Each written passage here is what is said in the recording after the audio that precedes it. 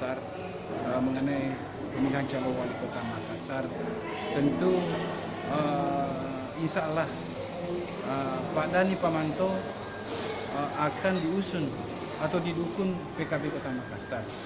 Oleh sebab itu kita harus bekerja keras, kita harus bekerja semaksimal mungkin. Mudah-mudahan Pak Dhani Pamanto ini bisa melanjutkan pembangunan Kota Makassar bisa menjadi 2 kali lebih bagus.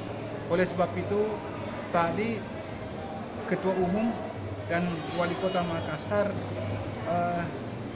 telah bertemu. Mungkin kita bicarakan masalahnya ini tanggal 22 November Pak Dhani Pamanto akan deklarasi dulu tanpa partai. Tetapi insya Allah PKB Kota Makassar akan menjadi pendukung beliau di pilih wali kota Makassar 2018. Itu rekomendasi akan PKB Kota Makassar